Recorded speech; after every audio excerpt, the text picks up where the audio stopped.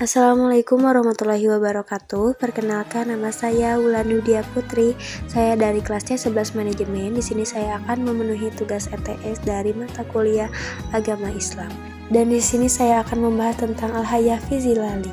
Tujuan dari materi memahami cakupan tentang tauhid dengan benar tanpa penyimpangan sesuai dengan manhaj para salafus salih.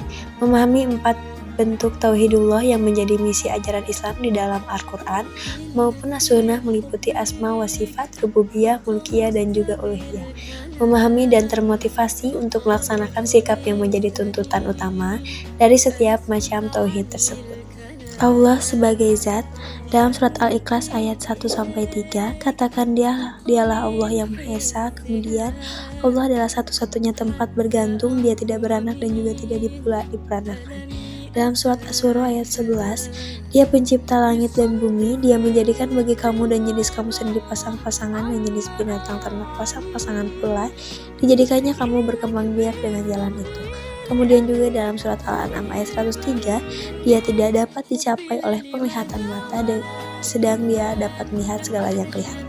Kemudian ada sifat-sifat Allah dalam surat Al-A'raf ayat 180 yang artinya hanya milik Allah Asmaul Husna, maka bermohonlah kepadanya dengan menyebut Asmaul Husna itu dan tinggalkanlah orang-orang yang menyimpang dari kebenaran dalam menyebut nama-namanya.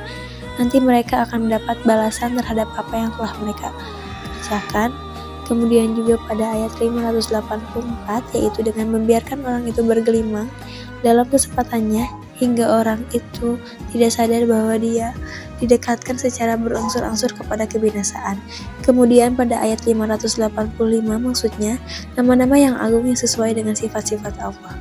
Selain itu dalam surat Al-Isra ayat 110 yang berbunyi serulah Allah atau serulah Ar-Rahman dengan yang mana saja kamu seru. Dia mempunyai Asmaul Husna, nama-nama yang terbaik, dan janganlah kamu mengeraskan suaramu dalam sholatmu dan janganlah pula merendahkannya. Carilah jalan tengah di antara kedua itu. Kemudian pada ayat 870 maksudnya janganlah membaca ayat Al-Quran dalam suara terlalu keras atau terlalu perlahan.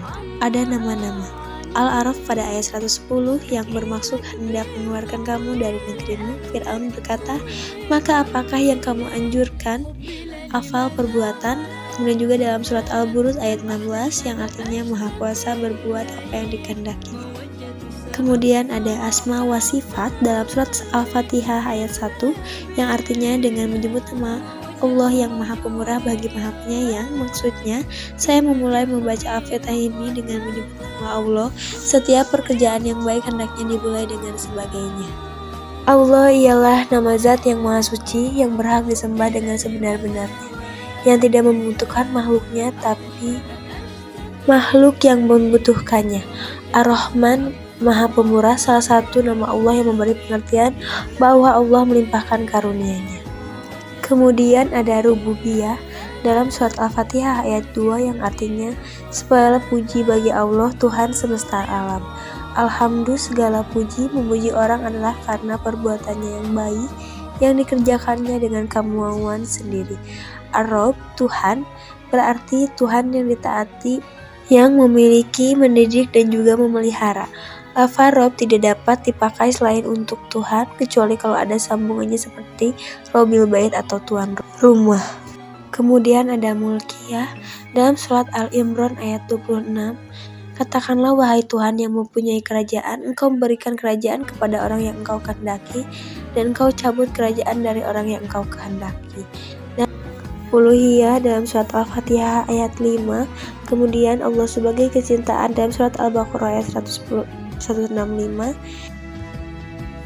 Kesimpulannya yaitu, jadi yang dapat kami simpulkan dari materi yang dimaksud Al-Hayah fi Zilali Tauhid, hidup di bawah naungan Tauhid mencakup 3 hal, yaitu rububiyah artinya menjadikan Allah satu-satunya, mulkiyah yang artinya menjadikan Allah satu-satunya raja, dan uluhiyah yang artinya menjadikan Allah satu-satunya yang harus ditaati.